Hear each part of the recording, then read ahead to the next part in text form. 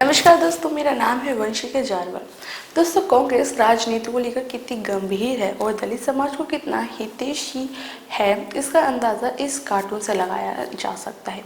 कांग्रेस प्रवक्ता सुप्रिया श्रीनेत ने वर्षों पुराना यह कार्टून रेडिट से उठाकर अपने ट्विटर पर डालते हुए लिखा कि जो लोग पूछते हैं कि कांग्रेस जाति की क्यों बात करती है, उनके लिए यह जवाब है।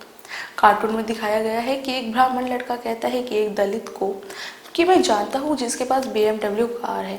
इसके जवाब में दलित लड़का कहता है कि लेकिन मैं ऐसे किसी ब्राह्मण को नहीं जानता जो सैनिटेशन वर्कर हो। तो सवाल ये है कि राहुल गांधी और कांग्रेस पार्टी की पूरी जाति राजनीति से ब्राह्मण को सफाई कर्मचारी बनाने तक सीमित है।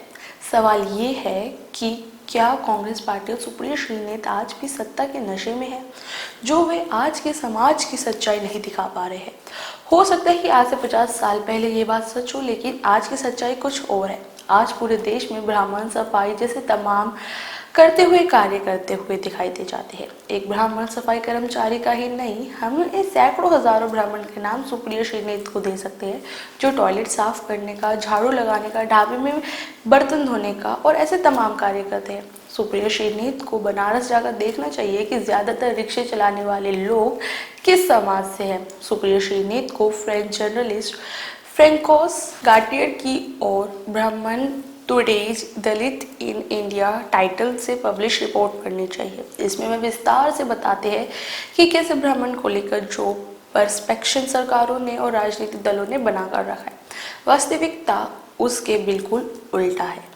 सुप्रिया श्रीनेत शायद दिल्ली से बाहर नहीं निकलती है, इसलिए उन्हें नहीं पता है कि 2016 में यूपी में जब सैनिटेशन वर्कर की 400 नौकरियां निकली थी, तब उसमें से 1 लाख ब्राह्मणों ने अप्लाई किया था। सुप्रिया श्रीनेत शायद नहीं जानती कि 2009 में यूपी में जब मायावती ने मुख्यमंत्री रहते हुए गाँव में 1 लाख सफाई कर्मचारी की भर्तियां की शुरुआत की, तो उसमें बड़ी संख्या में ब्राह्मणों ने अप्लाई किया था। सुप्रिया श्रीनेत का नाम चाहे वो उत्तर प्रदेश के एटा जिले में राहुल उपाध्याय से मुलाकात कर सकती है, जो 2009 में सफाई कर्मचारी के तौर पर भर्ती हुए थे।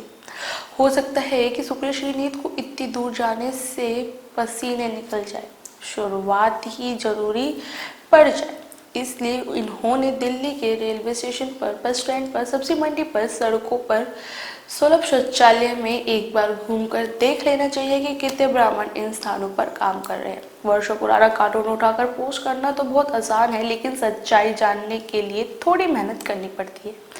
हमें उम्मीद है कि सुप्रिया श्रीनेत ये मेहनत कभी नहीं करेंगी। इसके पीछे कारण ये है कि यह कार्टून उन्होंने राहुल गांधी की जातिवादी राजनीति को सही ठहराने के लिए किया जा रहे प्रोपोगेंडा के क्रम में डाला है। यह अलग बात है कि ये राहुल गांधी और कांग्रेस पार्टी को उल्टा एक्सपोज कर गई। दरअसल कांग्रेस पार्टी आधी सदी से ज्यादा समय तक केंद्र की सत्ता में रही। इसके बाद भी उन्होंने सैनिटेशन वर्कर्स के लिए कोई भी ऐसा कार्य नहीं किया जिसकी आज बात की जा सके। यह उन्होंने किया उल्टा। आज़ादी के बाद कांग्रेस और नेशनल कॉन्फ्रेंस से मिलकर सफाई कर्मचारियों को कश्मीर में एक तरह से बंधुओं मजबूर बना दिया गया। 1956 में शेख अब्दुल्ला कांग्रेस सरकार की सहमति से पठानकोट, जालंधर, अमृतसर और होशियारपुर समेत कई स्थानों में वाल्मीकि समाज के हिंदुओं को कश्मीर लेकर गई थी। जानते हैं क्यों? सफाई करवाने के लिए। जी हाँ, इसके बाकायदा राज्य की विधानसभा में शासनादेश पारित कराया गया।